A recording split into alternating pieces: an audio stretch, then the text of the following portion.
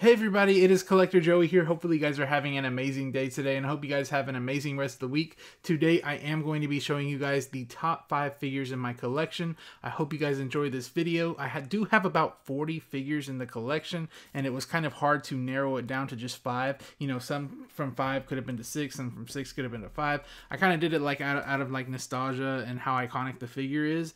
So that's how I based my list. But you know, you might think that some figures should have been in the top 5 that are in the top 5 that shouldn't be in the top 5, you know, all that. But anyways, tell me what y'all think about the figures that you see in the comment section below. Should they belong in my top 5? Let me know in the comment section below. Also, while you're down there, please hit that like and subscribe button, and I'll see y'all in the video.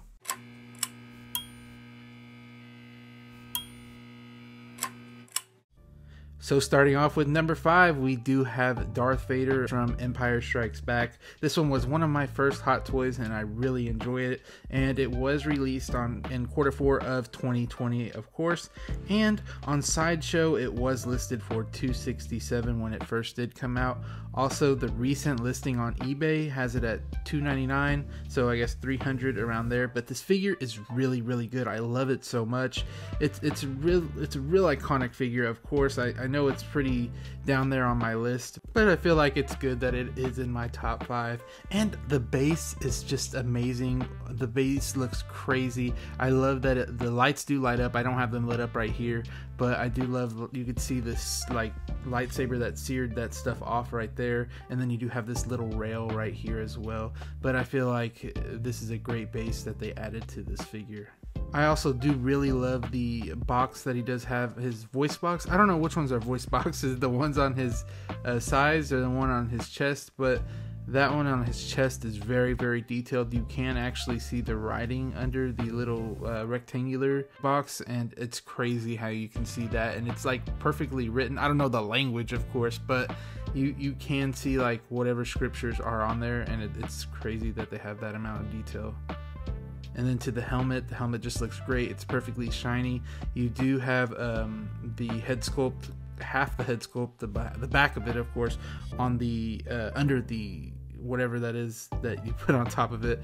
And I think that's a really nice attention to detail. You know, no one's ever gonna have that off, but I think it's a very nice attention to detail, and it's very glossy. It is a fingerprint magnet, so just keep that in mind. And the next figure is going to be Battle Damaged Thanos from Endgame. This thing is crazy.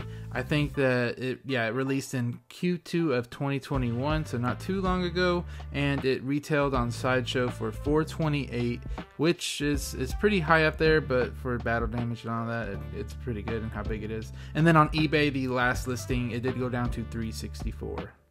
Now this figure, I said it's crazy because of the detail that you do have on the battle damage parts. I think they look really good from kind of maybe about 1 foot, 2 feet away. You could start seeing the softness in the battle damage, but overall, if you're looking at it right here, you can't really notice it, and it looks really good actually. Here's the base you do have as well. It's like some rocks that he's standing on, maybe from the end of Endgame that we got. And the boots are very detailed as well. They have scratches and everything, and you do get a clear pole to keep him up, which is nice, so you don't really see it that much. And if you had like a black one, you kind of see it more. Then we do have this head sculpt right here. The head sculpt is absolutely amazing. There is another head sculpt that comes with it that is the shocked expression that he has whenever he's getting dusted. That one's really good too. Now you could see the dullness on this on the battle damage parts. You can see how soft it is this close up, but it still looks good in my opinion, especially the helmet. The helmet looks really good. The helmet can slide on and off, and it does have padding inside so you don't hurt the head sculpt. Now we are in the top 3. This, of course, is going to be Venom. He was released Q2 of 2022, so not too long ago. We do have him at Sideshow, whenever he was at Sideshow, at $405, which was a pretty big price, but you are getting a pretty big figure. Nowadays, he's going for about $310 on eBay. That's the last time I saw him sold. I think this figure is absolutely amazing because of the texture on the body. It's just way different than anything that you would think it would feel like. You would think it feel like hard plastic, but it's not. It's actually kind of like this, I don't want to say silicone, but then I do want to say silicone, but it's just very, very rubbery, and it feels just like how I would think, you know, a Venom figure might feel, but I feel like also it could be hard plastic, like I said earlier. But that tongue as well looks wet. Everything looks like wet and damp, and that's how a Venom figure should look.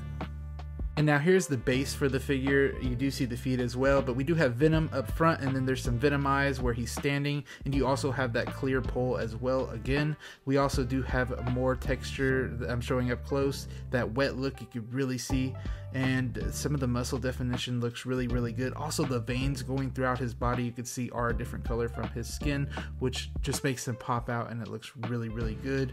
You can see the tongue a little bit up close right there as well, but those holes in the back of his back do have the tentacles, you know, that go with it. And then we do have an up close of those teeth and the tongue again. The eyes look absolutely amazing. I think this figure was spot on. And my number 2 figure is going to be Din Djarin, the Mandalorian himself, the Chrome Mandalorian. This was released Q1 of 2023, so very recently. And on Sideshow for the deluxe, it was $375.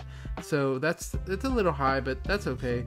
But on eBay, this was last sold for $385. I feel like the little jump in price, I don't know why that was. I don't think this guy went waitlisted or anything. But this figure right here is so good, man. Compared to the other Mandalorian that we got with the non-chrome one, I feel like this is just a crazy jump in quality, especially because of that shiny, you know, Beskar, and the speckling on it doesn't bother me one bit. Honestly, it looks better to me, but also the, you know, clean version where you could do it looks good as well. Here's a little close-up of his gun right here, and then you do have the satchel he used to hold Grogu in there, and you can see him right there. And we have so many of these Grogus, it's getting out of hand, but I feel like this was a great figure. I do love the wired cape as well, and the jetpack is also chrome, which is another plus. The base, you know, it's normal base, but that's fine.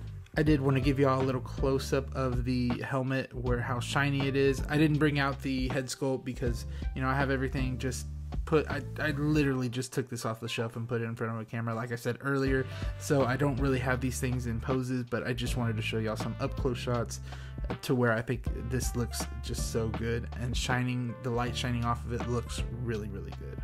And now for the number 1 spot, we do have Dark Side Anakin.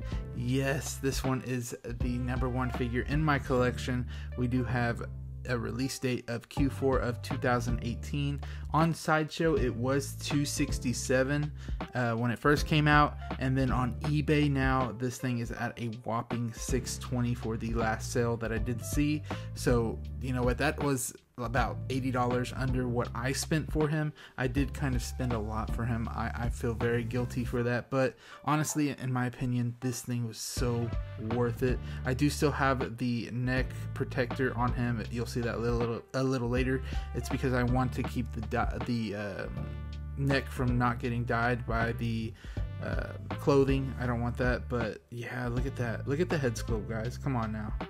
I love this thing. I sold my DX11 for this guy. I sold the DX for $600 and bought this for $700. So it wasn't too bad because I bought the DX for about $400.